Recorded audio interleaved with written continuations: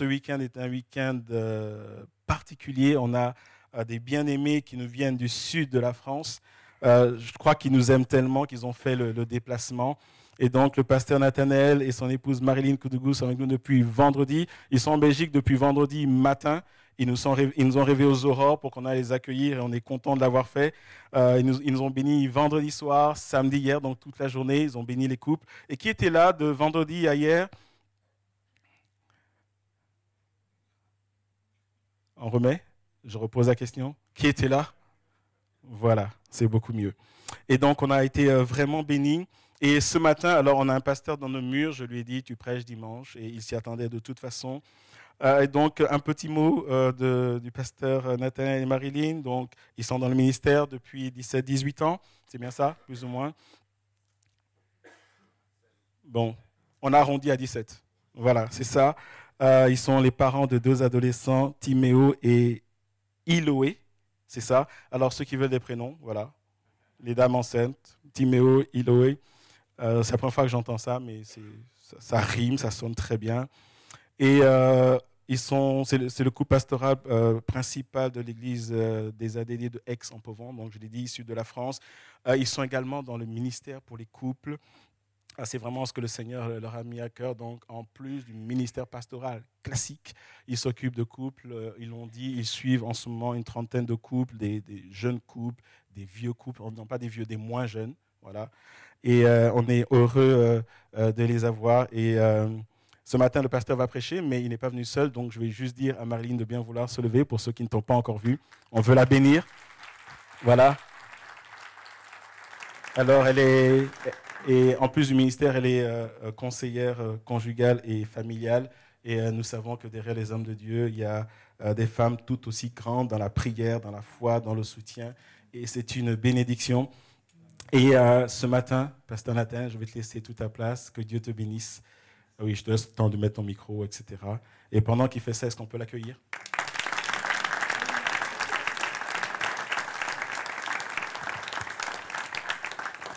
Voilà. Merci beaucoup. Et bonjour à chacune et à chacun. Merci pour ce chaleureux accueil, renouvelé de jour en jour, à chaque fois qu'on se retrouve à nouveau au milieu de vous. Et nous avons vraiment beaucoup apprécié cet accueil, simple, chaleureux, fraternel. Donc encore un grand merci pour ces moments et un grand merci aussi au Seigneur qui est là au milieu de nous, qui est présent, qui œuvre dans nos cœurs, dans nos vies, pour ces temps de louange, d'adoration, de cœur à cœur avec lui. Oui, voilà, nous avons été présentés et justement, vous avez les salutations de l'église d'Aix-en-Provence, dans le sud de la France, où il fait un tout petit peu plus chaud, voilà, mais il y a aussi beaucoup de chaleur dans vos cœurs. Et c'est ça le plus important, la chaleur du Saint-Esprit, qui réchauffe nos vies et qui doit aussi réchauffer notre entourage, notre environnement. Parce que le Seigneur veut se servir de chacun d'entre nous. Parce qu'il est un Dieu d'amour qui nous aime à l'infini. Il veut que tous les hommes soient sauvés.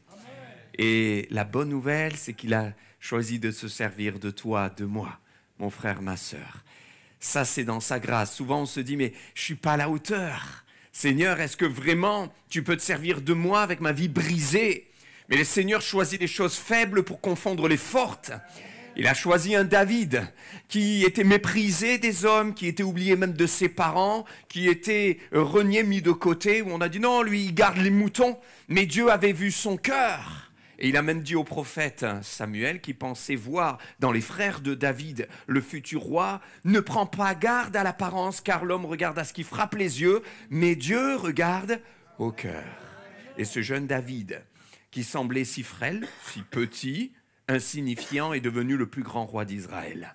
Alors si ce matin tu te dis, je suis si faible, je viens avec ma vie, si petite, et mon passé, et mes échecs, et mes incapacités, et moi je ne sais pas bien prier comme un tel, et moi je ne connais pas autant de versets par cœur que telle personne, mais je n'ai pas beaucoup de dons comme lui.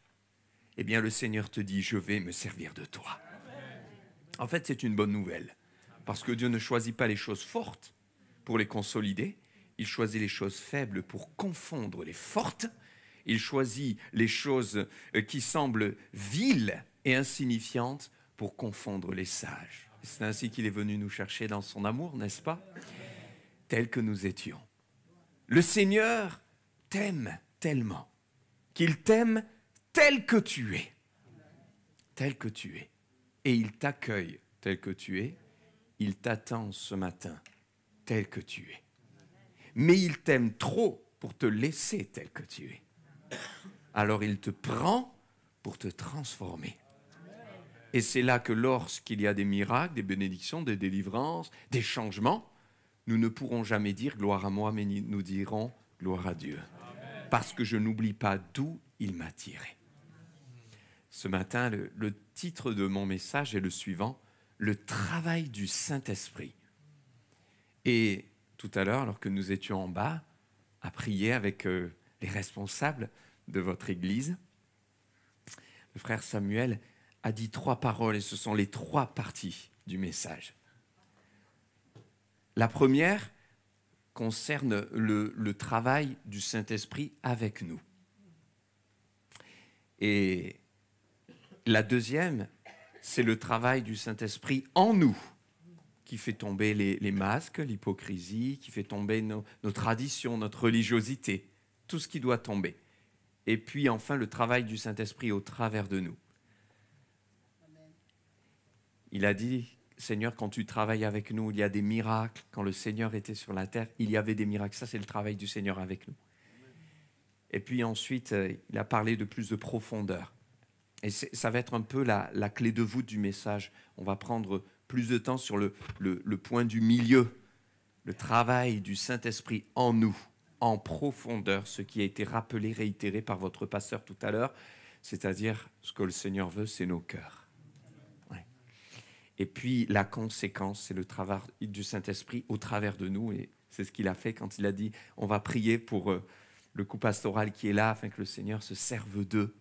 Et en fait, c'est ce que je voudrais vous partager parce que c'est pour chacun d'entre nous. C'est pour toi.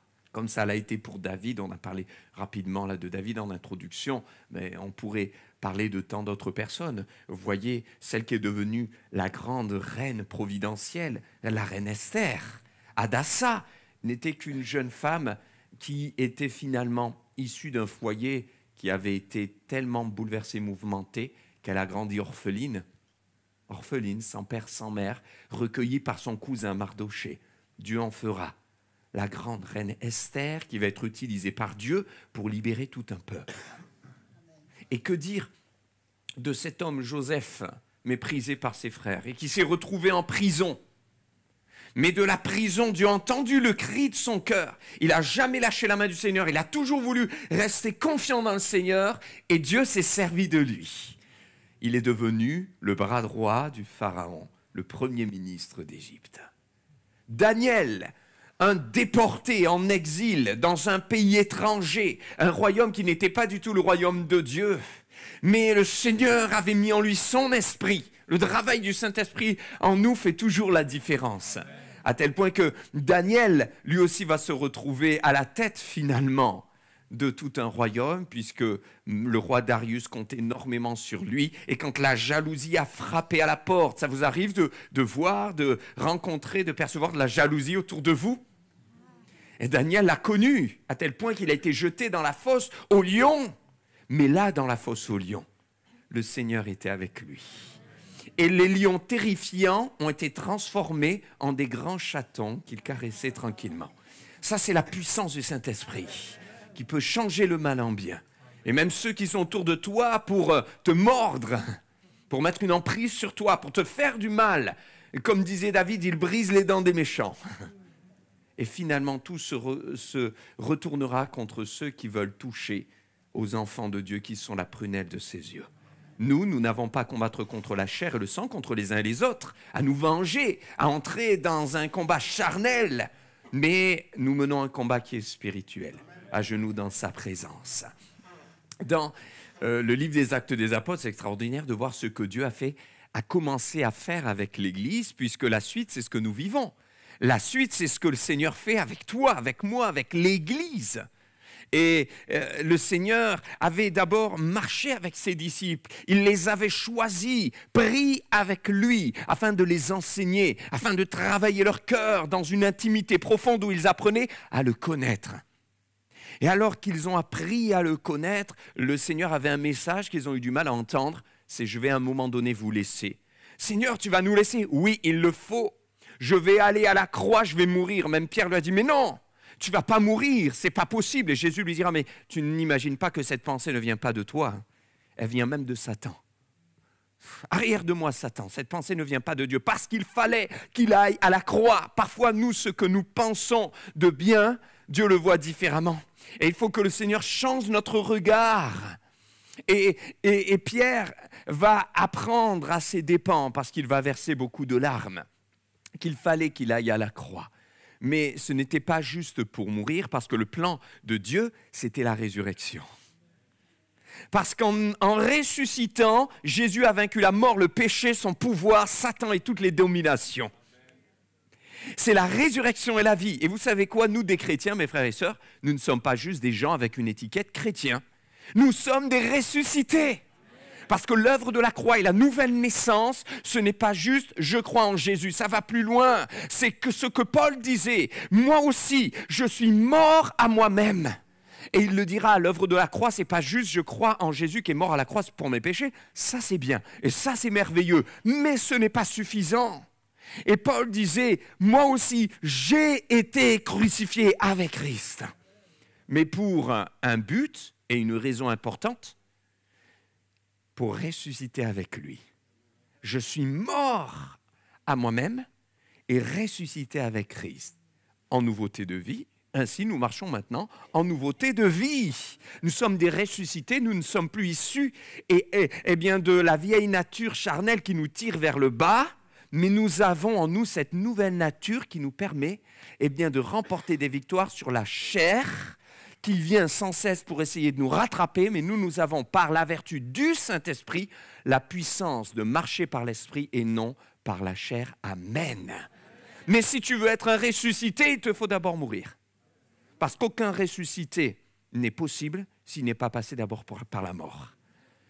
Alors le Seigneur nous invite à réaliser l'œuvre du Saint-Esprit qui était indispensable. Et ça, les disciples ne pouvaient pas le comprendre quand ils étaient avec Jésus. Mais Jésus le dira d'ailleurs à Pierre dans bien des choses, ce que tu ne peux pas comprendre et ce que tu ne comprends pas aujourd'hui, tu le comprendras plus tard.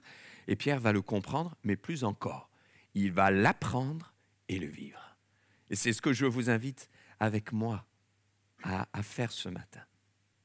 À laisser le Saint-Esprit travailler en nous pour nous apprendre à voir son cœur et à vivre selon son cœur, comme David, qui n'était pas juste un homme de foi, et c'est important d'être des hommes et des femmes de foi. Ce n'était pas juste un homme qui croyait en Dieu, mais il a été défini et décrit par Dieu lui-même, un homme selon le cœur de Dieu. Et ça va plus loin, c'est plus en profondeur. Ainsi, Jésus ressuscite, et puis la résurrection va amener la vie, la Pentecôte. Et Jésus avait annoncé d'ailleurs à ses disciples, je vais mourir. Et quand ils disaient, mais non, tu ne vas pas mourir à la croix, Jésus leur a dit, mais c'est avantageux pour vous. C'est mieux pour vous, même s'ils ne pouvaient pas le comprendre, ils devaient entendre cela, recevoir cela, accepter cela. Parfois, il y a des choses qu'on ne peut pas comprendre et avec le temps, Dieu nous enseigne. Et plus tard, nous disons, je n'avais pas compris ça.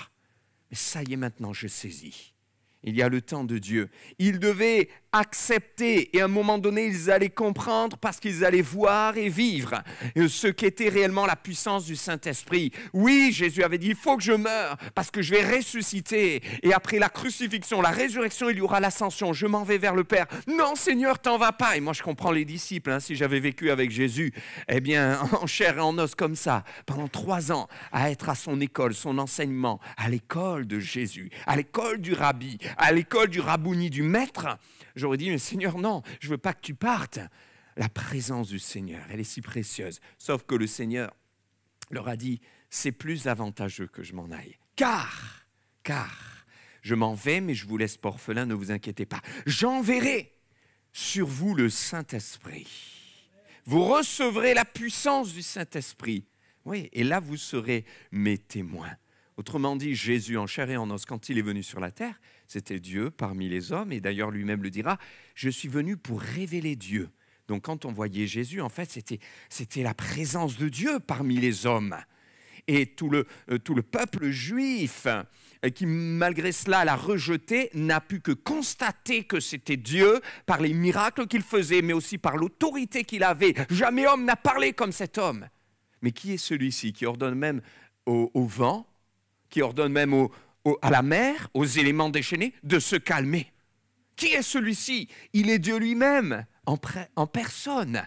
Jésus révèle la présence et la personne de Dieu en venant sur la terre. Sauf que Jésus, dans son amour, Dieu, dans son amour, nous a tellement aimés qu'il est venu dans notre condition humaine, avec toutes les limitations de la vie humaine dans ce corps. Ainsi, il a accepté de connaître la soif, la faim, la fatigue. Là, par exemple, dans Jean chapitre 4, au puits de Sichar, Jésus a soif. Et il va même demander à boire à une femme samaritaine. Jésus est fatigué. Jésus fatigué. Pourtant, il était Dieu. Et j'ai envie de vous dire, cela révèle non pas la faiblesse de Jésus, mais son amour. Il aurait pu dire, moi d'accord, je viens sur la terre pour les sauver, mais par contre, je refuse de connaître la fatigue, la faim, la soif. Il aurait pu faire sa liste. Non. Quand le Père a dit, voici l'humanité qui a besoin d'un sauveur. Qui enverrai-je? Jésus a dit, me voici, envoie-moi. Et il est venu, mais en acceptant tout le package. Il aurait pu dire, non, je garde quand même quelque chose. Alors certains disent, oui, mais quand Jésus est venu, c'était Dieu, c'est Dieu sur la terre, c'est quand même plus facile que lui. Il ne peut pas vraiment me comprendre. J'aimerais vous dire, c'était plus difficile pour lui. Plus difficile, parce qu'à chaque moment, à chaque épreuve, à chaque combat, à chaque difficulté, Jésus aurait pu dire, bon, allez, maintenant les anges viennent et il y a un miracle. Il ne l'a pas fait. Et c'est plus difficile quand on a la possibilité de se faciliter la tâche, de refuser de le faire pour ne faire que la volonté du Père, que de ne pas faire quand on ne peut pas faire. Jésus, révéler Dieu. Mais il dit, voyez, je suis venu parmi vous pour montrer l'amour du Père et ça se montre et révèle au travers des limitations que j'ai acceptées pour vous dire un jour à tous, à toutes, je peux te comprendre dans ta vie, je peux te comprendre dans ton cœur, je te comprends mieux que quiconque. Même si autour de toi, tout le monde ne peut pas te comprendre d'une manière très précise, même si certaines situations, certaines blessures ne sont pas comprises, même par tes plus proches, même par ceux que tu admires le plus, moi je te comprends, je te connais parfaitement. Et le Seigneur pouvait et voulait enseigner à ses disciples, voyez, quand je serai parti, vous pensez que je vais vous manquer? Parce que vous savez, quand quelqu'un part, que vous aimez, ça vous arrive de dire, ah, il me manque, sa présence me manque. Quand des enfants partent très loin et que vous dites, oui, c'est vrai, aujourd'hui on a la visio, on a les caméras, Skype, WhatsApp, FaceTime, tout ce que vous voulez, on se voit, et d'entendre le cœur parfois des parents dire, oui, mais c'est pas pareil. C'est quand même bien, on se plaint pas, mais c'est pas pareil. J'aimerais t'avoir là, en chair et en os, ta présence qui me manque. Bien, je comprends les disciples, qui pouvaient dire, mais Seigneur, ta présence, non, tu vas trop nous manquer, c'est pas possible, reste là, moi je te lâche pas. Moi je crois que j'aurais fait ça, j'aurais pris le Seigneur la main, je dis non, tu pars pas. Ça n'aurait pas marché. Parce qu'il est parti, il savait que c'était avantageux. Pourquoi? Parce que le Saint-Esprit viendrait. Et le Saint-Esprit, lui, quand il est venu, il n'était pas limité dans un corps, en chair et en os. Jésus était pleinement Dieu et pleinement homme, c'est le mystère de notre Seigneur Jésus-Christ, que nous ne pouvons pas comprendre juste avec l'intellect, mais que nous croyons par la foi et notre cœur. Et le Saint-Esprit, quand il est venu, il a été répandu sur chacun lorsqu'ils étaient là, dans la chambre haute, et qu'ils priaient. La parole de Dieu nous dit que des langues semblables à des langues de feu se posèrent sur chacun d'entre eux. c'était pour chacun. Et le Saint-Esprit répandu sur l'Église œuvre et le Seigneur fait des miracles. Et à partir de là, il a commencé à travailler avec eux. Alléluia. Et qu'est-ce qui se passait? Eh bien, à Jérusalem, il y avait l'œuvre du Seigneur, mais aussi dans le nord d'Israël. Oui, en Galilée, il y avait des miracles. Le Saint-Esprit agissait au milieu du pays, en Samarie, mais c'est allé au-delà. Voilà pourquoi Jésus avait dit « Vous serez mes témoins ». Alors non seulement ici à Jérusalem, mais un peu plus largement dans toute la Judée, plus largement dans la Samarie, mais on va plus loin, dans la Galilée, dans tout Israël, mais jusqu'aux extrémités de la terre. Et la puissance et l'action du Saint-Esprit aujourd'hui, c'est d'œuvrer en Belgique et en même temps en France. Et le Saint-Esprit peut toucher 300 personnes à Charleroi et en même temps 300 à Bruxelles et en même temps 300 à Aix, je dis 300, mais 454, 1800 en Chine, au Japon. Il peut agir dans ton cœur, il peut guérir en ce moment quelqu'un dans son corps, mais il peut aussi sauver en Afrique. En ce moment même, des dizaines de personnes sont convaincues de péché au Brésil. En ce moment même, des dizaines, des centaines de personnes sont restaurées dans leur cœur en France. L'œuvre s'est propagée et a une puissance phénoménale. Le Saint-Esprit œuvre avec les disciples, les apôtres. Pierre est utilisé par Dieu. Il se lève, c'est à la Pentecôte, quand ils ont été remplis du Saint-Esprit, qu'environ 3000 personnes se sont converties. Certains se sont dit, ils sont fous, ils parlent en langue. Pierre se lève, il dit non, ils ne sont pas fous, car voici la parole de Dieu qui s'accomplit. C'est ici ce que le prophète Joël avait annoncé. Et oui, dans les derniers jours, dit le Seigneur, je répandrai de mon esprit sur toute chair. Et c'est là que l'apôtre Pierre, rempli du Saint-Esprit, va prêcher l'Évangile. Les cœurs vont être bouleversés. L'action du Saint-Esprit va commencer au travers de l'Église. L'Église est née à la Pentecôte et elle doit continuer à rester dans la Pentecôte et vivre la Pentecôte. Alors le Saint-Esprit veut travailler avec nous, mais il veut travailler en nous. Et on va voir le fruit au travers de nous. Les apôtres sont là, Pierre et Jean vont au temple. Il y avait un mendiant qui était là, vous le lisez dans Actes chapitre 3, et plusieurs connaissent certainement ce texte. Et dans ce passage, il nous est dit que cet homme était là, comme à l'accoutumée. Pierre et Jean, en fait, ils montaient à la prière. Donc eux, c'était dans leur programme habituel, mais ils n'étaient pas dans la routine. Donc on peut aller tous les dimanches à l'église, parce que c'est notre vision de consécration, de fidélité, sans être dans la routine, parce qu'à chaque fois, on veut être sensible à l'esprit. Parce que ce jour-là, hop, ils ont été sensibles à l'esprit, se sont arrêtés. Il est là, le boiteux, comme d'habitude, sauf qu'aujourd'hui, je sens que Dieu veut faire quelque chose. Il a été à l'écoute. Il était là, il demandait un peu d'argent, un peu d'aumône. Il avait besoin d'argent. Et Pierre va lui dire, mais je n'ai pas ce que tu veux, je n'ai ni argent ni or, mais ce que j'ai, je vais te le donner. Au nom de Jésus-Christ, lève-toi et marche. Et cet homme se lève, pas tout seul. Pierre lui a pris la main. Et le Seigneur veut notre action dans le miracle. Il veut travailler avec nous. C'est la continuité du ministère de Jésus lui-même. Parce que dans Marc chapitre 16, il nous est dit que Jésus allait de lieu en lieu, de ville en ville, de village en village, et il travaillait avec eux. Mais la continuité du ministère de Jésus, c'est qu'aujourd'hui, le Saint-Esprit travaille avec nous. Amen. Mais je pourrais dire, il travaille avec ceux qui le veulent. Et Pierre et Jean le voulaient. Saint-Esprit, travaille avec nous parce que sans toi, nous ne pouvons rien faire. C'était déjà la parole de Jésus dans Jean chapitre 15. Je suis le cep, vous êtes les sarments. Si on détache le sarment du cep, vous savez, c'est la vigne. Vous enlevez une branche de l'arbre, elle sèche vite. Si on est détaché de Jésus, on sèche vite.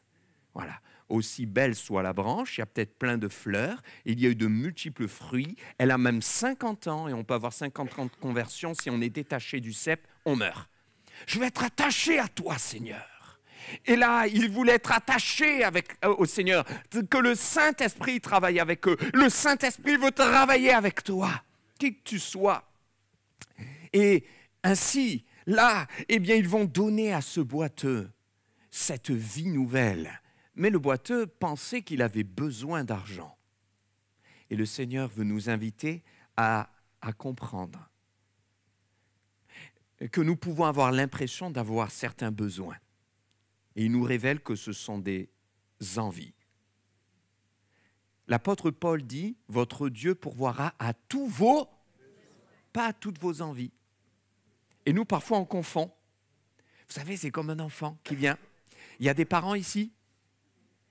Quelques-uns? Alors, imaginez votre enfant. Alors, imaginez pour ceux qui ont les enfants qui sont très grands, quand ils avaient, par exemple, 5-6 ans, ils vous demandent un bonbon. Bon, vous donnez un bonbon. Ils vous demandent du chocolat après, 1 heure après. Bon, allez, un chocolat. Et puis, 3 minutes après, j'en veux encore. T'en veux encore? Oui, j'en veux encore. Ah non, ça suffit. J'en ai besoin. Non, tu as besoin de carottes et de haricots verts. Voilà. Vous savez qu'il a besoin de légumes et d'un équilibre alimentaire, mais lui, il croit qu'il a besoin de bonbons. Vous voyez ce que je veux dire? Mais avec le Seigneur, c'est pareil. Parfois, nous, on se dit, Seigneur, j'ai besoin que tu me donnes ce travail. Seigneur, j'ai besoin de ce mari-là précisément. Seigneur, j'ai besoin d'une épouse comme ci, comme ça. Seigneur, j'ai besoin que mon époux change. On croit que ce sont des besoins, ce sont des envies. Et le Seigneur nous révèle qu'en fait, les besoins, c'est lui qui les connaît. C'est biblique ou pas? Ben oui, Matthieu chapitre 6, votre Père sait de quoi vous avez besoin, votre Père. Et on a besoin de comprendre, Seigneur, je dépends de toi, je veux dépendre de toi.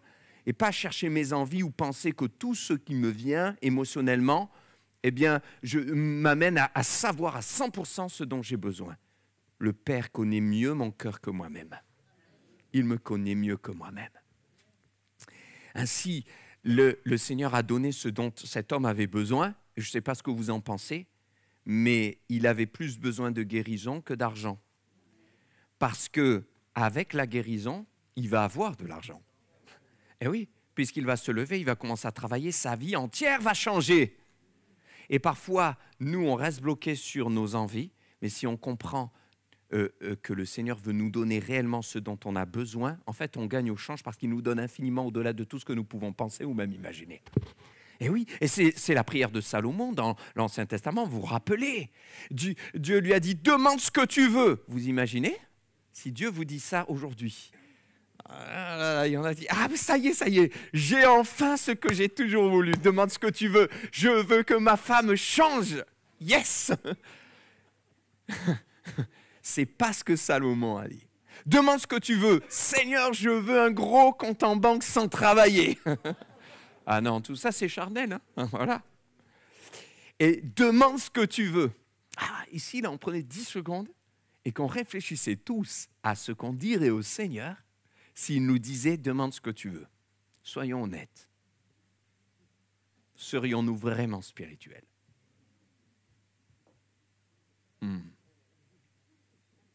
Je veux un grand ministère. Tout le monde me connaîtra. Alors ça paraît spirituel, c'est charnel, c'est orgueilleux. Je veux la place que j'ai toujours voulu. Demande ce que tu veux. Salomon, il dit, accorde-moi de la sagesse pour diriger le peuple. Dans le Nouveau Testament, l'apôtre Jacques dit, si quelqu'un manque de sagesse, qu'il demande à Dieu. Salomon, il l'avait déjà fait. Vous savez quoi? C'est une preuve d'humilité. Parce que c'était une manière de dire, Seigneur, je ne sais pas faire. Pourtant, son papa, c'était le plus grand roi d'Israël. Hein? Seigneur, je ne sais pas te faire, sans toi, je ne peux rien faire. Je ne sais pas faire, donc sans toi, je ne peux rien faire, j'ai besoin de toi. Et que dit Dieu? Il dit, ta prière, elle me plaît tellement que non seulement je vais t'accorder la sagesse, mais je vais te donner ce que tu n'as pas demandé, les richesses, le royaume, la prospérité. Le Saint-Esprit travaille avec les disciples. Il les avait appelés dès le départ, en leur disant, par tout le monde, vous allez, vous serez mes témoins. Je vais travailler avec vous. Et vous allez répandre l'évangile au monde. Vous serez mes témoins ici, à Jérusalem, il précise, en Samarie, en Galilée. C'est important ce qu'on dit, vous allez voir, on va y revenir. Jusqu'aux extrémités de la terre. Et là, tous les disciples, parce qu'ils étaient remplis de Saint-Esprit, du feu, ont dit « Amen, gloire à Dieu ». Ok? Retenez ça. On continue. Et l'Église prospère, il y a de la persécution. Et vous savez, quand il y a la persécution pour l'évangile, derrière, il y a souvent une multiplication. Et le diable a essayé d'arrêter le feu. Il a essayé de faire le pompier de service, mais le mauvais pompier. C'est-à-dire celui qui veut éteindre le feu du Saint-Esprit. Mais plus il essayait d'éteindre, plus ça s'attisait. Le feu s'attisait et croissait, et des âmes se convertissaient, l'Église se grandissait et se multipliait. Vous savez, c'est un petit peu comme un feu. Vous essayez de l'éteindre, vous soufflez dessus, l'ennemi souffle, mais à force de souffler, au contraire, la flamme, elle prend, et il fait toujours une œuvre qui le trompe, mais ça ne veut pas dire qu'on ne passe pas par des épreuves. Et les disciples ont été éprouvés. Ils ont été persécutés. On a essayé de briser leur foi. Ils ont toujours voulu se rappeler de cette parole du Seigneur. Voici, je suis avec vous tous les jours jusqu'à la fin du monde. Alors ils ont compris que le Saint-Esprit en eux, le Saint-Esprit qui travaillait avec eux, c'était le Seigneur qui était avec eux, qui ne les abandonnait pas, même dans la faim, même dans la soif, même dans la nudité. Et l'apôtre Paul n'a pas peur de dire, je suis passé par toutes les couleurs. J'ai connu la faim, la soif, la nudité. Nous désespérions même de conserver la vie dans ces différents voyages missionnaire. Il a tout connu, la persécution, les coups, l'injustice. À un moment donné, on l'a même laissé là comme pour mort. On croyait qu'il était mort. On les a jetés en prison. Pourquoi? Parce qu'ils avaient fait du bien. Ils avaient exercé leur ministère, chassé un démon dans une femme qui les poursuivait en permanence et qui parlait d'eux en disant « Ces hommes viennent du Seigneur. » Tiens, c'est un démon qui parlait. Ça ne s'entend pas, ça ne se voit pas sur le coup. Mais il a eu du discernement. Il se dit, ah là là, il y a quelque chose qui ne va pas, qui sonne faux. Il n'a pas méprisé cette femme, il a chassé le démon. Il a dit au nom de Jésus, je t'ordonne de sortir. Sauf que les gens qui utilisaient cette femme pour gagner de l'argent se sont mis en colère parce qu'ils ont dit, mais si elle a plus de démons et ce pouvoir de divination, et il y a un don spirituel qui a été donné tout à l'heure, je vous invite à être attentif, le Saint-Esprit parle et le Seigneur n'est pas d'accord avec ces choses-là, ces choses occultes qui brisent ta vie. Eh bien, si tu viens au Seigneur, il te délivre. Et cette femme a été délivrée. Sauf qu'il y a eu une perte d'argent, puisque son don diabolique était utilisé pour gagner de l'argent. Et là, on va les rouer de coups. On va les mettre devant le tribunal, les jeter en pâture. Et le tribunal de l'époque et les autorités vont les jeter en prison. Si vous regardez bien, c'est parce qu'ils ont exercé leur ministère. C'est parce qu'ils ont délivré une femme qui était possédée. Et c'est parce qu'ils avaient voulu prêcher l'Évangile, puisqu'ils étaient arrivés à Philippe avec l'intention de pouvoir amener l'Évangile. Et parfois, on fait l'œuvre de Dieu et il y a un combat, il y a une persécution. Mais le diable fait toujours une œuvre qui le trompe. Parce que là, dans la prison, Dieu avait vu des tas de prisonniers qui n'auraient jamais pu entendre la parole de Dieu sans que Paul et Silas aillent à l'intérieur de la prison. Alors le diable lui se dit, on les met en prison. Mais le Seigneur laisse faire parce qu'il est souverain. Et quand ils arrivent en prison, ils sont roués de coups, mais parce qu'ils sont remplis du Saint-Esprit, le Saint-Esprit travaille avec eux. Et au milieu de la nuit, au plus sombre de l'épreuve, que font-ils? Ils demandent au Seigneur de les délivrer. Ils chantent des cantiques, des louanges. Seigneur, on te remercie. Moi, je suis convaincu qu'ils ne chantaient pas du bout des lèvres. Parce que la parole de Dieu nous dit dans Actes chapitre 16 que tous les prisonniers les entendaient. Alors ça chantait fort, ça déménageait, c'était leur cœur qui parlait. Les prisonniers les entendent, ils sont évangélisés, ils sont bouleversés. Et tout à coup, vint du ciel un tremblement, les fondations de la prison se sont ébranlées. Toutes les portes des prisons s'ouvrent, les chaînes tombent. Mais qu'est-ce qui se passe? C'est la puissance du Saint-Esprit. Il nous est dit qu'il y a eu un tremblement de terre, mais mes frères et sœurs et mes amis, aucun homme... Alors, ce ne sont pas les hommes qui provoquent des tremblements de terre, quoique à cause de la manière avec laquelle nous gérons notre planète, nous lui faisons aussi beaucoup de mal. Mais la nature n'est pas capable et n'a jamais provoqué un tremblement de terre comme Dieu les programme et les télécommande. Quand vous regardez la télévision, vous allumez les informations, vous regardez, vous voyez des tremblements de terre, généralement, ce sont des morts, des catastrophes et un désastre complet. Mais le tremblement de terre de Dieu n'a fait aucun de mal à personne. Au contraire, il est si précis que ce n'est pas une chaîne qui est brisée, c'est toutes les chaînes des prisonniers. Et on se dit, quand même, les fondations s'effondrent, ben, tout va s'effondrer. Non, personne n'a été blessé. Il se retrouve. Mais le plus grand miracle, il n'est même pas là. Le plus grand miracle, c'est que là, on a un vivier de brigands, de meurtriers. Et que font-ils? Ils sont enfin libres. Il y en a, ça fait 8 ans qui cherchent à s'évader là. Vous savez quoi? Ils restent là. Enfin, je ne sais pas, c'est pas un miracle ça? Les plus grands truands qui ont toujours voulu s'échapper, les portes s'ouvrent, les liens tombent, mais je ne sais pas, normalement, ils partent vite. Ça y est, mais là, ils restent tous.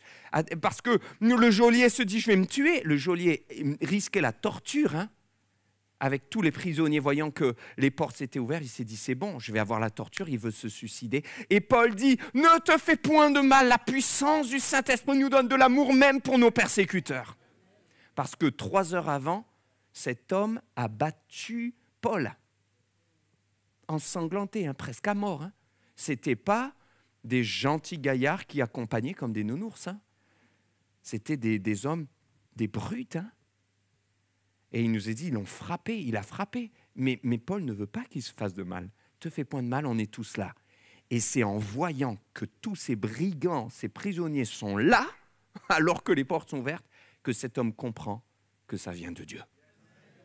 Le travail du Saint-Esprit avec nous, c'est de vivre des miracles, mais le travail du Saint-Esprit en nous va amener une profondeur et le salut des âmes. Dieu ne fait jamais un miracle pour un miracle, mais c'est pour glorifier son nom et pour que les gens connaissent qu'il est vivant et il vient bientôt. Alléluia! Mais il y a des gens à sauver. Et il faut que je me réveille. Et pour me réveiller, il faut que je laisse le Saint-Esprit régner.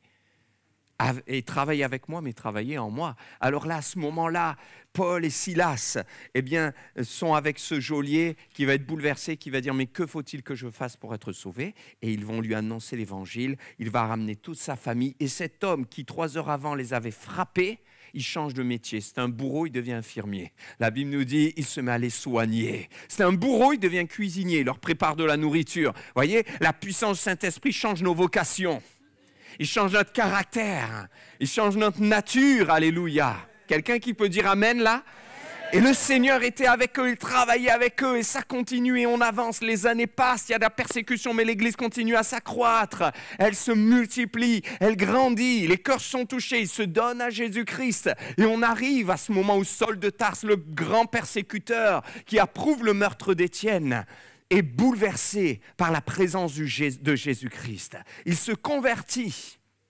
Il va devenir prédicateur. Mais avant, tout le monde avait peur en se disant, mais lui, il a persécuté l'Église. Vous croyez que c'est vraiment une vraie conversion? Ils avaient peur. Ils avaient peur. Et la parole de Dieu nous dit, et le verset s'affiche, Acte 9, versets 31 et 32, l'Église était en paix dans toute la Judée, la Galilée, la Samarie, s'édifiant et marchant dans la crainte du Seigneur. Et elle s'accroissait par l'assistance du Saint-Esprit. L'Église n'avait pas une paix juste humaine. Vous savez, la paix humaine, c'est une paix de façade. On est dans le même lieu, mais on n'est pas ensemble. On s'assoit à côté, mais on n'est pas unis. On vit dans la même maison, mais on n'avance pas ensemble. La paix de Dieu, elle touche nos cœurs et elle amène une dimension spirituelle. S'édifiant, ils s'encourageaient, il y avait de l'enseignement, on plante nos racines, on va plus en profondeur. Et elle marchait, elle est en mouvement, ce n'est pas un monument. Elle marchait, mais comment? Dans la crainte du Seigneur, sans jamais laisser les bases, toujours en s'appuyant sur les bases. Et elle s'accroissait, pas par le bruit, pas par des événements, pas par des motivations humaines. Elle ne s'accroissait pas par de l'activisme, par un programme humain. Elle s'accroissait par l'assistance du Saint-Esprit. Le Saint-Esprit travaillait avec eux. Et ce qui est extraordinaire, c'est que nous avons là, je trouve, un élément intéressant, un texte général de l'Église, et ensuite, le Saint-Esprit met le focus sur un homme. Vous savez, comme un zoom, en nous disant, voyez, elle s'accroissait par la puissance du Saint-Esprit. Maintenant, je vais vous donner un exemple concret. Regardez, la vie précise de quelqu'un. Pierre, et il nous donne un exemple précis. Pierre visitait tous les saints, et il descendit aussi vers ceux qui demeuraient à Lyde. À ce moment-là, eh bien, il visitait, et puis il va se retrouver devant, là-bas à Joppé, eh bien, un homme aîné qui était malade, paralytique depuis 8 ans. Et la parole nous dit avec simplicité, parce que le Saint-Esprit travaillait avec eux, il dit à cet homme, « Lève-toi maintenant. » Et cet homme fut guéri. Gloire à Dieu. C'est tout simple. Et il nous est dit, il se leva et arrangea son lit. Waouh! Moi, ça m'interpelle. Des fois, on oublie ça. On dit juste, il a été guéri. Mais non, il y a eu plus. Vous savez, quand le Saint-Esprit travaille avec nous, travaille avec l'Église, il y a des miracles, il y a des choses qui se passent. Vous croyez que le Saint-Esprit agit encore aujourd'hui? Moi, je le crois. Et il agit et il y a des miracles. Mais quand il travaille en nous en profondeur, eh bien, on commence à arranger notre lit. Ça ne doit pas s'arrêter juste au miracle. Et le Seigneur ne veut pas que nous soyons là à rechercher juste des événements, du surnaturel, du spectaculaire. Dieu le fera, parce que si Dieu guérit quelqu'un, on va glorifier le Seigneur. Mais il veut que nous allions encore plus loin, que nous continuions cette œuvre du Saint-Esprit. Cette œuvre du Saint-Esprit, c'est en nous, est né à arranger son lit. Le lit, c'est dans la maison. Et le Seigneur veut dire à quelqu'un ce matin, arrange ta maison, mets ta maison en ordre, mets ton couple en ordre, mets tes relations avec tes enfants en ordre. Il y a quelqu'un ici qui ne parle plus à sa fille. Et le Seigneur te dit, je vais t'aider. Et si le Saint-Esprit travaille en toi, il te donnera l'attitude, les paroles, les mots, l'amour, la douceur, l'écoute. Juste pour l'aimer et pour que cette relation dans ta famille, dans ta maison s'arrange. Parce que s'il est né à arranger son lit, eh bien le Seigneur veut que tu arranges ton cœur. Mais ça, c'est en cœur à cœur avec lui. Et finalement, c'était encore la continuité de l'œuvre et du ministère de Jésus. Quand dans Luc chapitre 5, il nous est dit que Jésus a guéri la belle-mère de Pierre, eh bien, alors que nous sommes là dans les premiers miracles que Jésus a fait dans le nord d'Israël, en Galilée, alors qu'il avait enfin commencé ce ministère, la parole nous dit qu'elle se leva et les servit. Elle ne s'est pas juste levée physiquement. Que fais-tu de la guérison que le Seigneur a fait de toi ? Que fais-tu du moment où il t'a bouleversé, il t'a délivré? As-tu simplement dit merci Seigneur, ou est-ce que tu t'es levé pour le servir? Est-ce que tu t'es levé pour te consacrer à lui? Est-ce que tu as laissé l'œuvre du Saint-Esprit se faire en toi en profondeur? Parfois, le Seigneur travaille avec nous et nous, on s'arrête là, mais il veut travailler en toi. Et là, il y a des choses à guérir, à restaurer. Toi dont le cœur est brisé, toi dont le cœur est abîmé, tes relations, ton caractère. Le Seigneur veut aller en profondeur avec toi. Un peu plus loin, Pierre continue. Il continue pourquoi? Parce qu'on l'appelle. On a compris que c'est un homme de l'Esprit. Parce que le Saint-Esprit travaillait non pas seulement avec lui, mais justement en lui, on va le voir.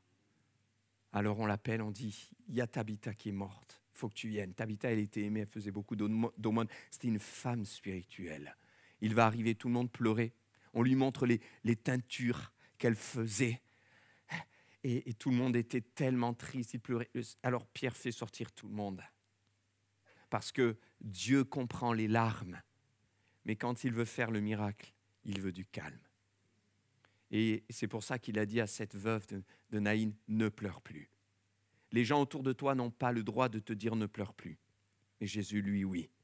Parce que quand Jésus te dit ne pleure plus, c'est qu'il te console, qu'il sèche tes larmes, qu'il les recueille, qu'il les entend, qu'il les comprend. Et lui, quand il te dit ne pleure plus, c'est qu'il va faire un miracle comme il a fait la résurrection du fils de la veuve de Naïn. Dans le psaume 6, David pleurait, il souffrait. Mais il savait que Dieu ne lui disait pas « arrête de pleurer » car c'est lui qui a créé nos larmes. S'il a créé les larmes, est-ce pour les retenir? Et des fois, le Seigneur dit l'inverse « pleure devant moi. Viens dans ma présence, tu as besoin là de vider ton cœur, dans ce cœur à cœur avec moi. » Et David disait « je suis oublié des cœurs, j'ai le visage usé par le chagrin. Chaque jour, mes persécuteurs le font vieillir. Mais toi, tu entends la voix de mes larmes. » Dieu entend la voix de tes larmes. Alors Pierre fait sortir tout le monde. Et là, il dit, Tabitha, lève-toi. cette femme qui était morte se lève. Et ensuite, elle regarde Pierre et elle s'assoit. Waouh! Tous furent dans la joie, glorifier Dieu. Le miracle du Seigneur a rendu gloire à Dieu et a amené d'autres à croire. Le miracle du Seigneur, c'est pour qu'il y ait un impact autour. Et à ce moment-là, voyez, Tabitha, c'est la même chose. Il y a eu le miracle, mais qui a amené quelque chose, elle s'est assise. Le Seigneur veut que tu t'ancres, que tu t'assoies, que tu t'enracines dans la foi. L'apôtre Paul le disait, Christ est ressuscité et il s'est assis avec Dieu dans les lieux célestes. Mais c'est merveilleux, dans la lettre aux Éphésiens, il continue, il dit, et vous les Éphésiens, mais c'est pour les Éphésiens, c'est pour les Belges, hein, c'est pour les personnes de Ransard, je ne sais pas comment on dit, les Ransard, toi. C'est pour les Ransartois, c'est pour nous les Aixois. Il dit, et Christ qui vous a ressuscité, il vous a fait asseoir avec lui dans les lieux célestes. Amen. Est-ce qu'on est dans cette position de sérénité, de confiance en Dieu, où nous réalisons, nous nous voyons spirituellement, mais je suis assis avec Christ dans les lieux célestes. Je n'ai rien à craindre, je te fais confiance et je marche par l'Esprit. Assieds-toi. Seigneur veut faire de toi quelqu'un non pas d'instable, mais quelqu'un qui s'ancre et qui s'assoit. Quand on est assis, vous avez vu, vous êtes assis, vous êtes stable. Dieu donne à quelqu'un ce matin de la stabilité. Il ne va pas le faire en un claquement de doigts, mais il te prend la main et il t'invite sur le chemin de la stabilité. Seul le Saint-Esprit le fera en toi. Tu te reconnais, tu le sais, tu es en train de te dire, je suis instable dans mes émotions, instable dans mes relations, instable dans ma vie. Le Seigneur est celui qui te donne de la stabilité et qui te rappelle que tu es assis avec lui dans les lieux célestes. Et ce que tu n'arrives pas à faire, il le fera et il va le faire avec toi, pour toi et en toi. Ainsi, le Saint-Esprit travaillait avec eux. Et le Saint-Esprit travaille encore aujourd'hui, n'est-ce pas? Il fait de grands miracles, mais il travaille avec nous et il veut travailler en nous. Il travaille avec nous. Je sais que le Seigneur a fait plusieurs choses et de belles choses parmi vous et il fait de belles choses. Le Saint-Esprit parle, alléluia. La semaine dernière, j'ai un frère qui m'a dit, il faut que je te parle, etc. Et c'est un frère qui n'a jamais des visions. Mais ce jour-là, il m'a dit, voilà, j'ai fait un rêve, j'ai vu ce chant, et il m'a remontré le mail qu'il avait reçu il y a 7 ans, précisément, avec la vision précise, qui était semblable au rêve qu'il a fait ce jour-là, mais qu'il avait complètement oublié. Quand ça vient de Dieu, c'est vrai, c'est précis. Dieu parle encore aujourd'hui. Dieu guérit encore aujourd'hui. On a un collègue pasteur qui est avec nous et qui l'année dernière aurait dû partir. Il a environ 70 ans. Il a eu un cancer. On l'a trouvé au bout de 3 ans et demi. Les médecins ont dit mais c'est trop tard. Aujourd'hui, il prêche. Il est plein de vigueur. Les médecins ont dit on ne comprend pas. Rémission totale. Dieu guérit encore aujourd'hui. Le Saint-Esprit agit. Le Saint-Esprit fait des miracles. Le Saint-Esprit convainc les cœurs.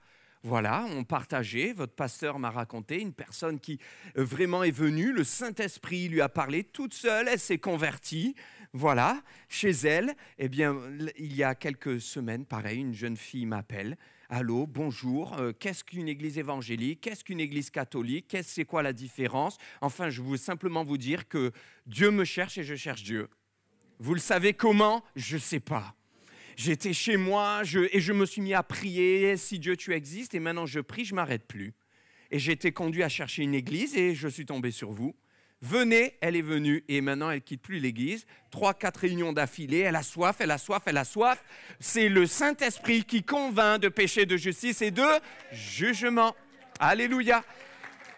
Et quelques jours avant, une autre personne m'envoie un email. Bonjour, je cherche une église, je cherche Dieu, je voudrais comprendre la foi. Même chose, elle est venue, elle a écouté, elle était en pleurs toute la réunion. Elle a dit, c'est ça que je cherchais toute ma vie.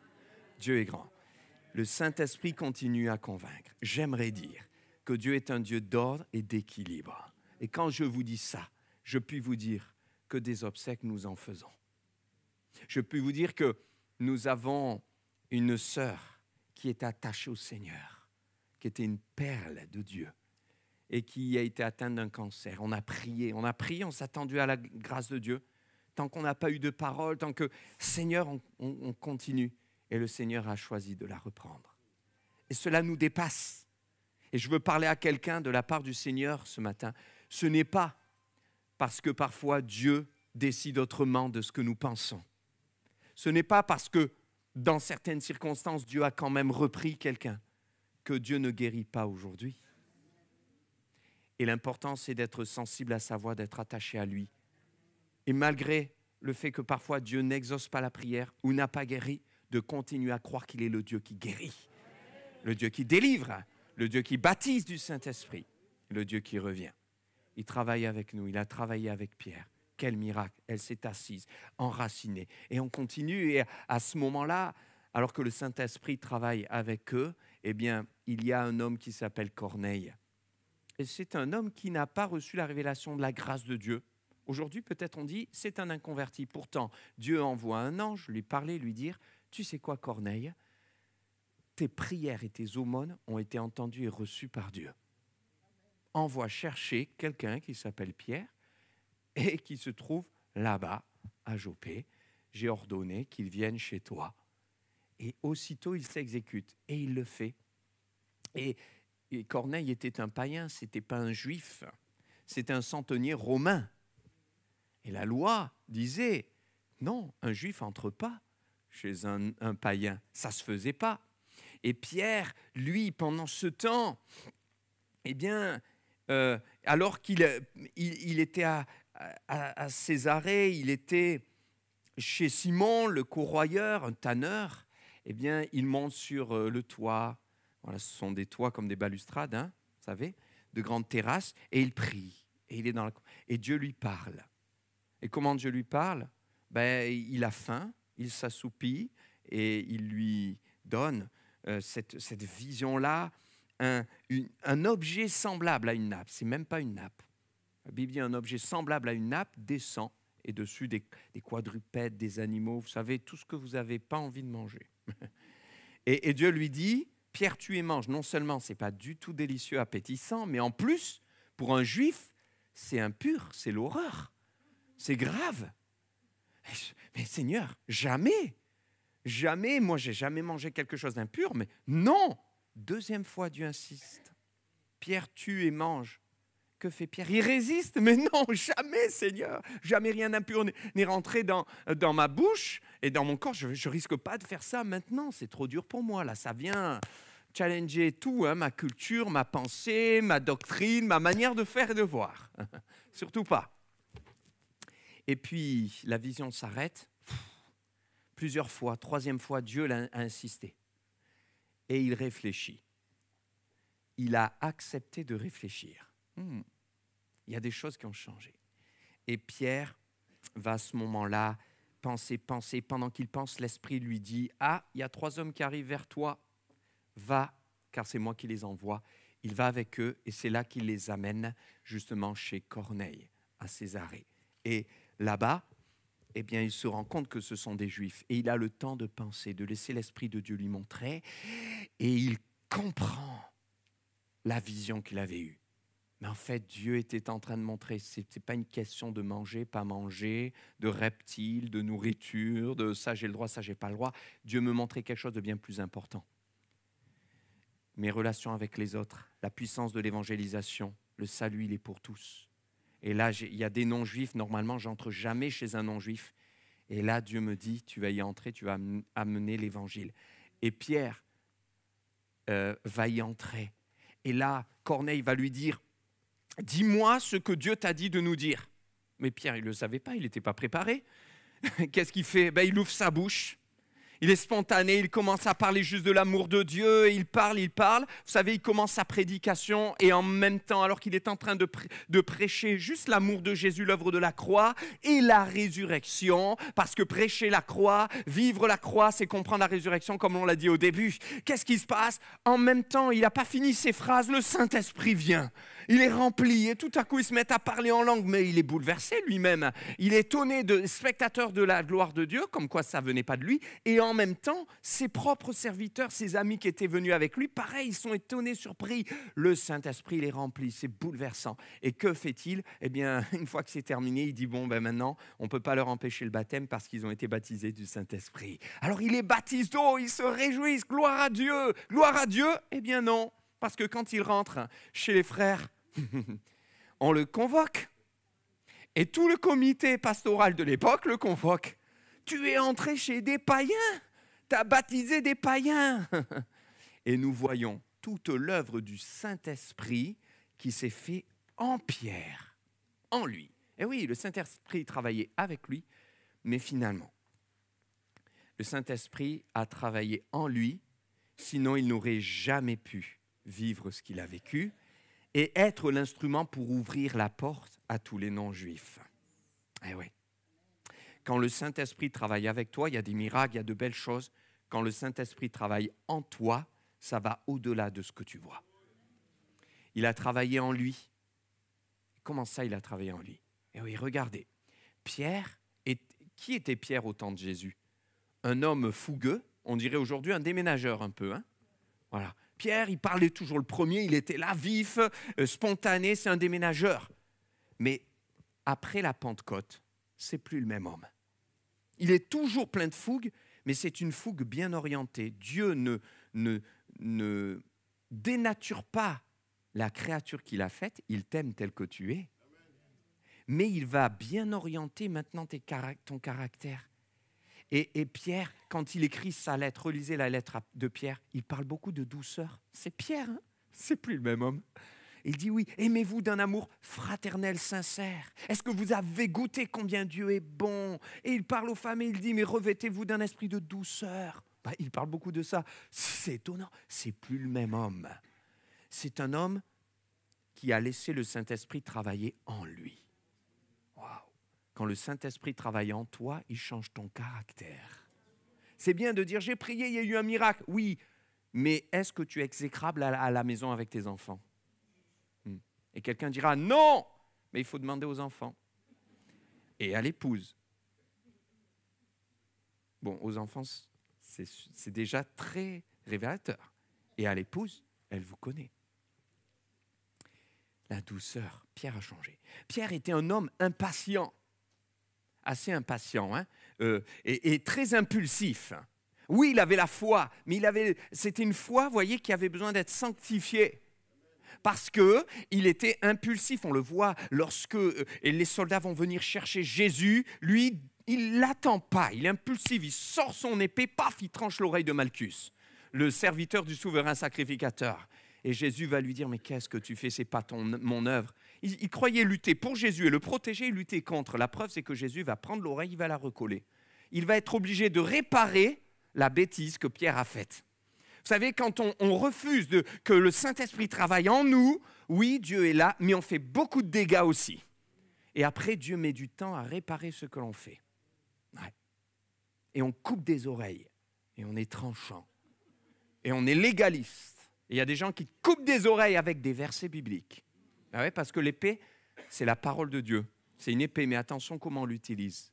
Donc on l'a tellement parfois mal utilisé qu'il y a des gens, ils ne peuvent plus écouter la parole de Dieu. On a coupé leur oreille. Ils disent, ne me parle plus de Dieu. On leur a fait du mal. Il n'y avait pas l'amour. Le Seigneur veut travailler en nous. Et là, il fait de Pierre un homme patient. Vous avez vu quand il reçoit la vision, il ne se précipite pas.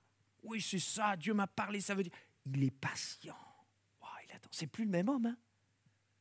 Le Seigneur nous rend patients. Êtes-vous patient?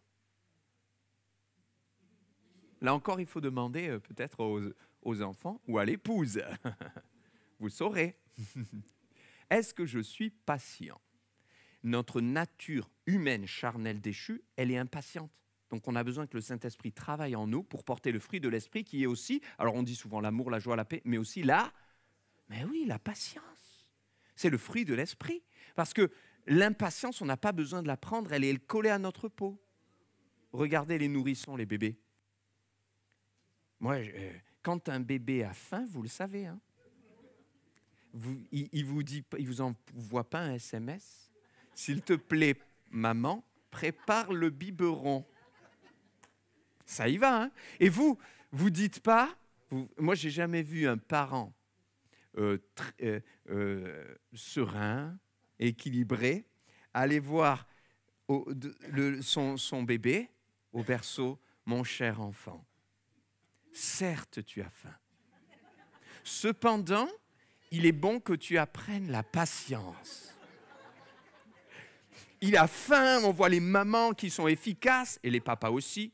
Il y en a qui croient que les papas sont efficaces? Aïe, aïe, aïe, aïe, aïe. Il y avait beaucoup de voix d'hommes, pas beaucoup de femmes.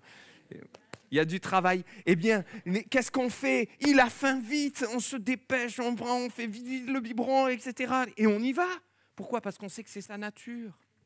Et que la patience, il va devoir l'apprendre. Et notre modèle, c'est Christ. Et Christ, regardez, révélait ce que l'homme spirituel deviendrait avec la puissance du Saint-Esprit qui travaille en nous, c'est-à-dire un homme patient. Jésus n'a-t-il pas été si patient avec nous? La patience de Christ est notre salut. Qui l'a dit? L'apôtre Pierre. Eh ouais. Je ne sais pas si vous êtes déjà posé devant le fait que Jésus a commencé son ministère à quel âge? 30 ans. Ce n'est pas de la patience, ça?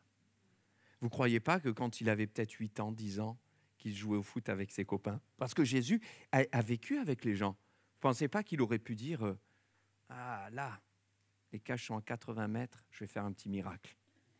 Et une frappe en lucarne. Ronaldo a un valeur. Vous ne croyez pas quand il devait aller au village, peut-être de la Tati, et quand on voit Marie, qui est allée chez Élisabeth, sa cousine, entre parenthèses, dans les montagnes de Judée, mais ce n'était pas 20 kilomètres, c'est bien plus. On est plutôt à 40, 50 kilomètres qu'il faisait à dos de chameau. Nous, on en a fait, on revient d'Israël. Croyez-moi, le chameau, il va tranquille. Hein. Il faut prendre les provisions, ça dure des heures et des heures. Jésus aurait pu dire, je prends l'avion avant l'heure. Un ange, allez, on va gagner du temps. Quand il était charpentier et qu'on lui commande 300 tables, il aurait pu dire, allez, en claquement de doigts, 300 tables. Jésus n'a fait aucun miracle avant l'heure. Et c'est pour ça que quand sa mère vient à Cana, premier miracle, Jean chapitre 2, et lui dit, ils ont besoin, il y a plus de 20. Mère, femme, mon heure n'est pas encore venue. J'attends le signal du Père. Quelle patience! Quelle patience envers moi, Seigneur. Quelle patience envers nous. Quand on rebiffe, quand on a mauvais caractère, quand on prie, qu'on dit, Seigneur, je te promets, je ne recommencerai plus. Une semaine après, ça recommence. Après, on recommence. Seigneur, je te promets, je ne recommencerai plus. 2 ans après, ça n'a toujours pas changé. Seigneur, je te promets, je ne recommencerai plus. 10 ans après, ça a un petit peu changé, mais quand même. Et le Seigneur, patiente. La patience de Christ, elle est extraordinaire. Hein? Quand le Saint-Esprit travaille en nous, il nous donne le caractère de Christ. C'est pourquoi l'apôtre Paul disait, je souffle les douleurs de l'enfantement jusqu'à ce que Christ soit formé en vous. Pierre devient un homme patient. Ça, c'est le travail du Saint-Esprit en nous. Et le Seigneur veut te parler ce matin. Il veut te dire que oui, le Saint-Esprit, oui, son œuvre, oui, les miracles, oui, agir dans ta vie, dans ton travail, pour ta famille. Mais plus encore, il y a une perspective qui te dépasse si tu le laisses travailler en toi. Et ça prend du temps parce que pourquoi le Saint-Esprit a travaillé en lui pour transformer son caractère? C'est parce que Pierre a accepté de prendre le temps avec Dieu. Et quand il monte sur le toit là, pour prier que Dieu lui donne cette vision, c'est parce qu'il avait une intimité avec le Seigneur. Ça nous montre l'intimité avec Dieu. Est-ce que tu as une intimité avec le Seigneur? Quand on a une intimité avec lui, on commence à réellement le connaître. Le connaître. On connaît sa voix, Jean 10, les brebis. Alors il y a des fausses doctrines qui pullulent partout, mais quand j'ai cette intimité, je connais la voix du berger. Moi, quand les enfants étaient tout petits, je me rappelle souvent, alors j'avais des réunions tard, et les pasteurs savent ce que c'est, et la semaine, je rentrais peu, mais j'appelais juste avant qu'ils se couchent, et parfois, à des moments de la journée, je me rappelle sur le mot « Allô », toujours je me rappelle, c'était « Papa ». Pas besoin de longs discours, le son de la voix. Il le connaissait. Ah, ça, c'est la voix de papa. Parce qu'il me connaissait dans l'intimité. Quand on connaît le Seigneur dans l'intimité, on connaît le son de sa voix. Avec mon épouse, avec le temps, à se connaître, on n'a même pas besoin de se parler. Suivant une situation, elle sait ce que je pense. Je sais ce qu'elle pense. Il y en a qui comprennent ce que je dis là.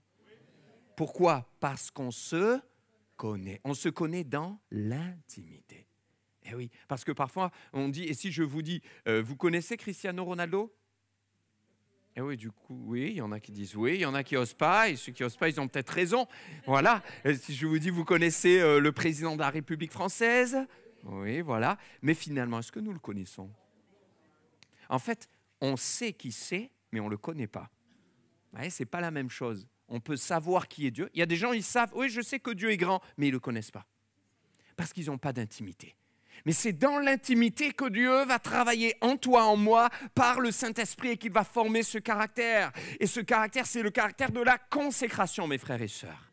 Et de nos jours, voilà un défi pour l'Église, pour toi, pour moi, d'être consacré au Seigneur. Pas de venir à l'église pour consommer, mais dire je vais me lever. Qu'est-ce qu'il y a à faire? Ça, c'est le nouveau caractère de Pierre. Parce qu'avant, Pierre, c'est un homme qui était fougueux, spontané, c'est vrai, mais cette spontanéité sanctifiée devient de la consécration. C'est plus pareil. Il n'agit pas juste comme ça quand il veut, n'importe comment, mais il est consacré. Voyez, on lui dit, il y a un besoin à Joppé, il va à Joppé. Il y a un besoin à Lydde, il va à Lydde. Il y a quelqu'un qui est à Césarée, viens avec nous. Il est prêt à se consacrer et pas n'importe comment, il réfléchit, il veut être conduit par le Seigneur, mais il est consacré, il est spontané, il dit oui, qu'est-ce que je peux faire pour l'œuvre de Dieu?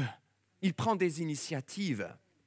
Un homme de consécration. Dieu veut renouveler en toi la consécration, une véritable consécration. C'est un homme qui devient vulnérable. Avant, il était assez orgueilleux. Il était plein de foi, mais orgueilleux. Vous savez, les deux peuvent parfois malheureusement cohabiter et Dieu veut briser notre orgueil. Et si certains ne sont pas d'accord avec ça, mes frères et sœurs, j'aimerais vous dire, je crois qu'on a tous parfois une part d'orgueil en nous, que nous devons laisser le Seigneur briser. Et pourtant, on est des hommes et des femmes de foi, oui ou non? Ouais. Mais l'humilité précède la gloire. Et Jean-Baptiste avait dit, il faut qu'il croisse et que je diminue. Et Pierre devient un homme humble. Alors qu'avant, il disait, Seigneur, qu'à cela ne tienne, tu as dit qu'on va tous t'abandonner. C'est pas vrai. Tous, les autres, oui, mais pas moi. C'est pas de l'orgueil, ça? Parce qu'il n'a pas simplement dit, non, je t'abandonnerai jamais quand il a renié Jésus. Pourquoi ça a été dur? Parce qu'il avait dit, les autres vont te renier, mais pas moi. Il y avait de l'orgueil dans son cœur. Mais là, il est vulnérable parce qu'il va dire une parole qui va s'afficher maintenant. Retenez-la, elle est très, très, très importante. Et on va terminer par cela. Acte 9. Voilà, si c'est possible d'afficher les versets qui suivent. Acte 10.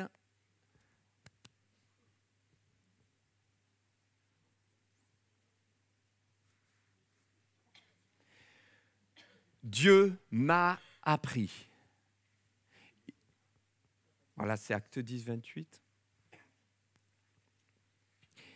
En fait, Pierre va dire à Corneille, tout ce qui s'est passé dans ce moment-là, c'est vous savez qu'il est défendu à un juif de se lier avec un étranger, mais Dieu m'a appris.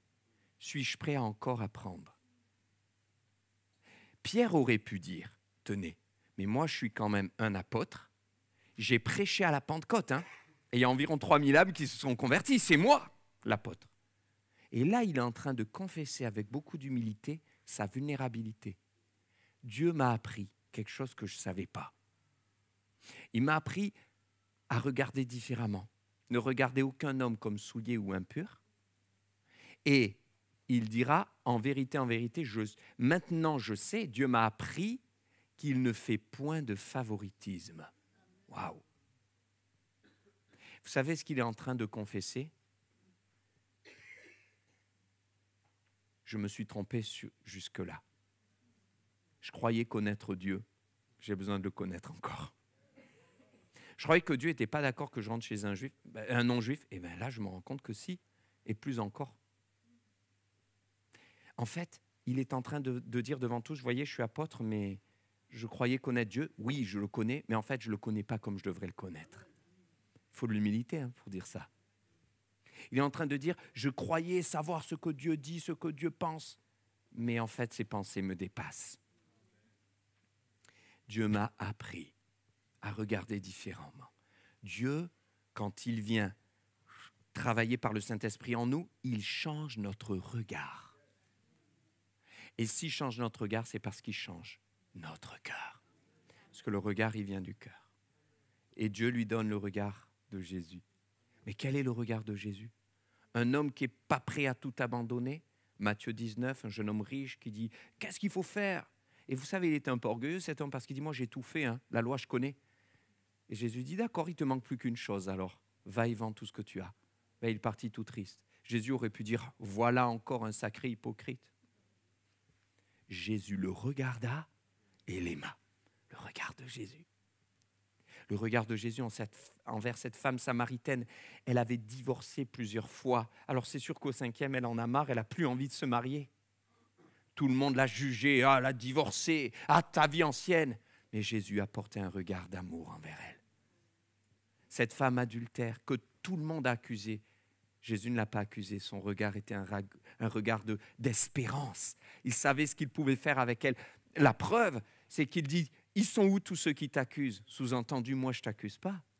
Moi, je ne te regarde pas comme ça. Le regard de Jésus envers les enfants, les ados. Parfois, on dit, oh là là, leur mode là, c'est quoi cette tenue vestimentaire? C'est quoi ce piercing? C'est quoi ce tatouage? Je ne suis pas en train de prêcher pour ces choses-là, mais je suis en train de dire, avons-nous d'abord un regard d'amour qui dépasse l'apparence, en disant, mais derrière ça, derrière ce qu'on voit, il y a un jeune garçon, il y a une jeune fille qui a des besoins, qui a peut-être des souffrances, qui a des choses que tu ne vois pas, que je ne vois pas. Et Pierre avait compris qu'au-delà de l'apparence, il y a des hommes et des femmes que Dieu aime. Dieu change son regard et lui donne de la bienveillance. Et il arrête d'être dans le jugement et sur toutes les situations, sur les personnes. Dieu a bouleversé son cœur et lui donne le regard de Jésus. Alors, le regard de Jésus en nous va faire que le Saint-Esprit, cette fois-ci, travaille au travers de lui. Vous allez me dire, c'est quoi la différence? Ben, au travers de lui, le miracle qui s'est passé là, à Césarée avec Corneille, cette conversion, Pierre se disait, wow, c'est merveilleux quand même, mais ça va plus loin. Il n'imaginait pas que c'était l'une des pages les plus importantes de l'histoire de l'Église. Parce que ce jour-là, c'est ouvert l'Évangile au-delà d'Israël, pour le monde entier jusqu'à nous aujourd'hui. Et quand on laisse le Saint-Esprit travailler en nous, il commence à travailler au travers de nous et fait des choses qui dépassent notre entendement. Il ira là où on ne sait pas. Et c'est ce que le Seigneur veut faire avec toi et moi. Mais pour cela, il faut un cœur à cœur. Et la conclusion, c'est cette vidéo que je voudrais maintenant vous inviter à regarder. Seul le Saint-Esprit peut nous faire ce travail en nous.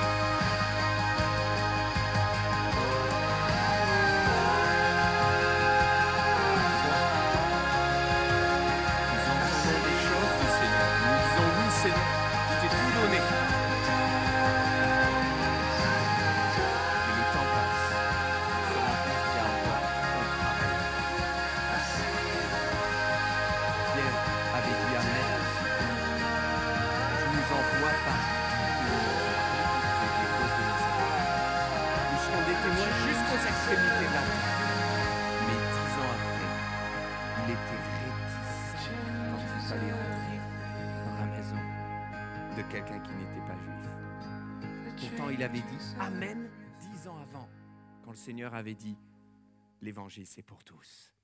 Et nous, parfois, nous savons des choses, elles sont là, nous disons Amen, elles sont là. Et il faut du temps pour qu'elles descendent là et les vivre. Dieu m'a appris.